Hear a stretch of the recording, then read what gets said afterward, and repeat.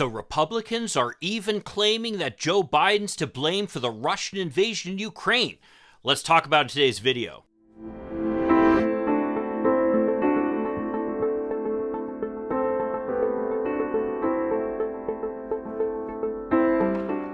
Hi, I'm Mike Reiner. I'm a lifelong Democratic activist who's concerned about the direction our country is taking. I'm also a lawyer and an academic, and I'm here to help you stand up to the BS of the MAGA crowd. So I feel like it's important to know what people are saying on the right. And according to the Newsmax channel, another one of Donald Trump's favorite news channels, if you can call it news, the story is that Putin wouldn't have invaded Ukraine because Donald Trump is so tough and Putin was afraid of him.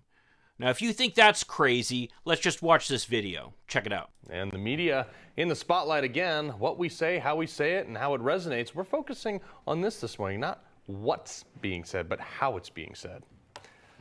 That and plenty more, folks. We talked about this yesterday, though. The threat of a much larger global conflict is a very real possibility at this point, because largely in the failures of foreign policy by Joe Biden. But okay, let's start with something now. For starters, just about every commentator, including, by the way, Mitch McConnell, have all talked about the fact that the administration has handled the Ukraine conflict extremely well. Even people who disagree with Joe Biden on just about every issue have given him credit for how he has been strong on this issue. Let's keep watching. How did we get here? Joining me now to break this all down is Brigadier General, author of Chasing the Lion, former General Anthony J. Tata. Appreciate being here, General. Now, just remember, just because someone was a general doesn't mean that they've got credibility. I mean, after all, Michael Flynn was a general. Let's keep watching. Great to see you, Carl. All right, so a lot of people have talking about what happens if something happens, but I want to go back to the beginning of this. Like, Putin didn't do this under former President Trump. They did this under, they took Crimea under under Barack Obama, and then they proceeded with the rest of their war under Joe Biden. I mean, nothing was done when there was somebody in the office with the conviction to say, if you do something, you may face something, and now we're talking about Armageddon. Who remembers that pathetic press conference where Donald Trump was standing up at the podium next to Vladimir Putin, basically making excuses for Vladimir Putin? If ever there was someone who was Vladimir Putin's puppy, it was Donald Trump. To say that he would have stood up to Vladimir Putin is beyond ridiculous. Let's keep watching. So how did we get here? What were the specific policies that allowed this to fall apart? Yeah, hey, Carl, great question. When you look at Biden greenlighting the invasion by saying a minor incursion would be okay, you think about that, remember that.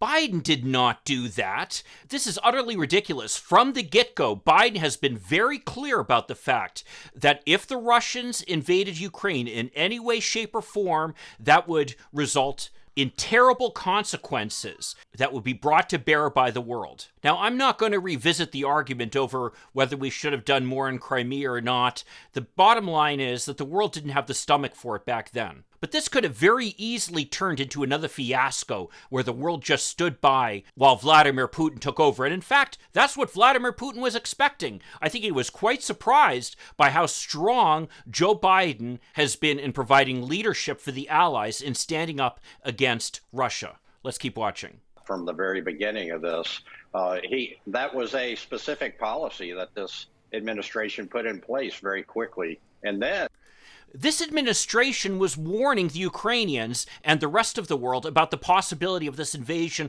from long before anybody else was aware of it. In fact, you may recall that there are some people who've said, oh, the administration should have done more earlier, but we couldn't because of the fact that Volodymyr Zelensky was desperately trying to stop the invasion and trying to avoid any appearance of acknowledging that this was actually going to happen. He kept downplaying it at the same time that Joe Biden kept talking about the fact that the Russians were moving forward with this and that if they did so, the United States was going to respond with extreme consequences for the Russians. Let's keep watching.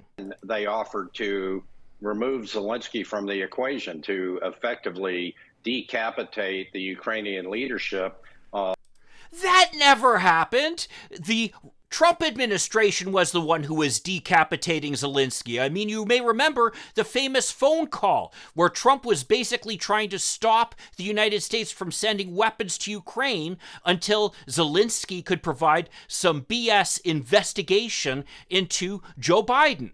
Let's keep watching. On behalf of Putin, think about that. Remember, Blinken offered Zelensky a ride out. And Zelensky said, I don't need a ride. I need ammo. I need support. I need help.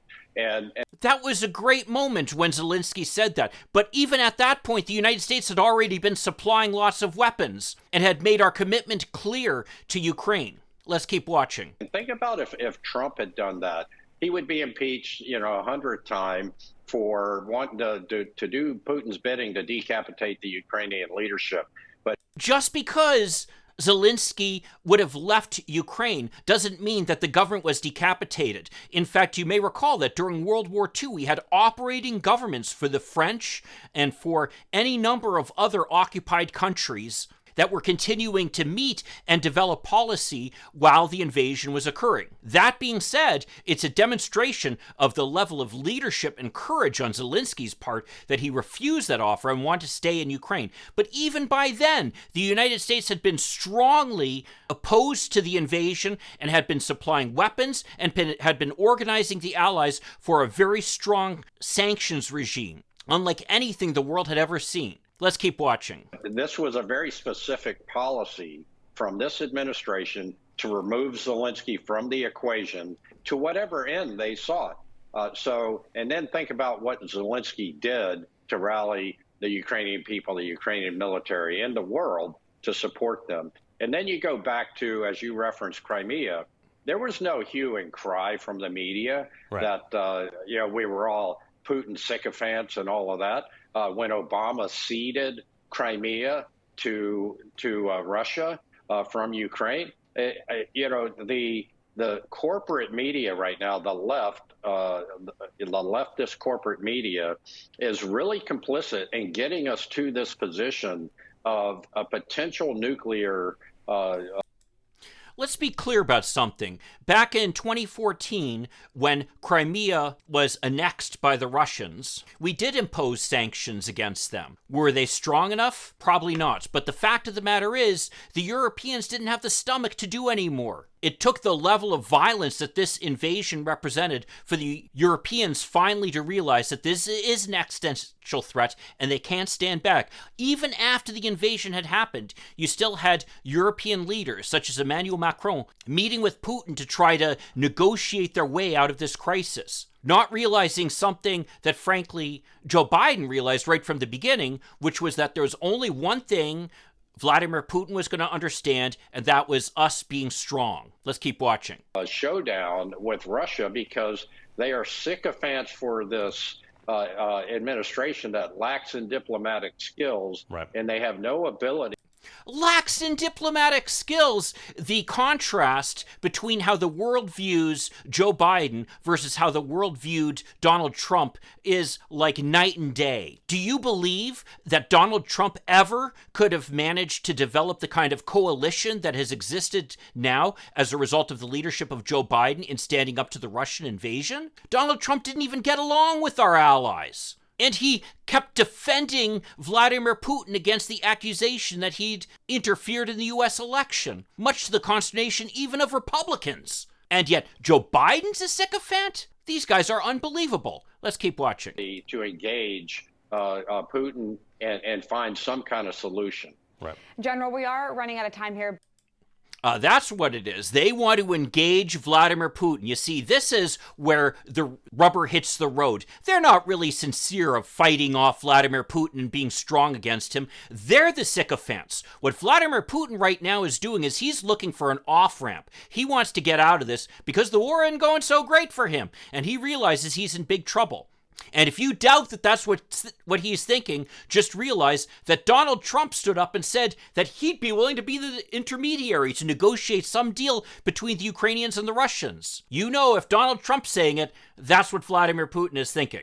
So what they're really trying to do is, despite their tough talk about how the Democrats are the ones who are causing this crisis and how the Democrats are the sycophants for Putin, they're really the ones setting up for a negotiated settlement, which would give away part of Ukraine to the illegal invasion by Putin, which is exactly what Putin wants. Let's keep watching. But we do have to ask you, from a global perspective, what does this say about the respect that Biden wants and the respect that other world leaders are actually going to give him? Amanda, Biden fractured NATO when he left Afghanistan without telling them about it, and it was a pell-mell rush to get out of there. All of our NATO partners. NATO is now stronger than it ever was. We just had Finland and Sweden want to join. We've got Ukraine asking to join. NATO has never been so unified and strongly led since the fall of the Soviet Union. And for that, we have two people to thank. One is Vladimir Putin for driving us together, and the second one is Joe Biden for providing that leadership. Let's keep watching. We're in Afghanistan.